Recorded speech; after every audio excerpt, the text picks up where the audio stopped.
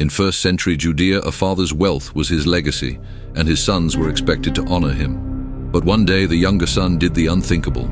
"Father, give me my share of the inheritance now," he demanded. To ask for an inheritance while the father still lived was a grave insult, equivalent to wishing him dead. Yet the father divided his estate, and the son gathered his wealth and left for a distant land. There he squandered everything in reckless living, feasting and indulging until his riches vanished.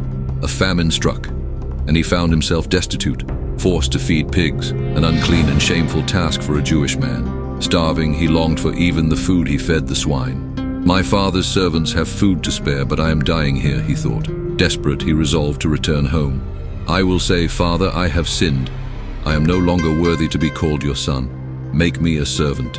Weak but determined, he began the long journey back. Meanwhile, the father, who had watched the road every day, saw him from a distance. Overcome with emotion, he lifted his robes and ran, something no dignified elder would do. He embraced his lost son before the boy could even finish his apology. "Bring the best robe, clothe him, put a ring on his finger, sandals on his feet, kill the fattened calf. Tonight we celebrate." The household rejoiced, but outside, the elder son refused to enter. Hearing the music, he grew bitter.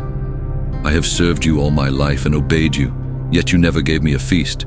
But for this wastrel, you kill the fattened calf?" The father gently replied, "My son, all I have is yours, but we must celebrate. For your brother was dead and is alive again. He was lost and now is found." Jesus told this parable to reveal the heart of the Father, who welcomes every lost soul that returns, for there is rejoicing in heaven over one sinner who repents.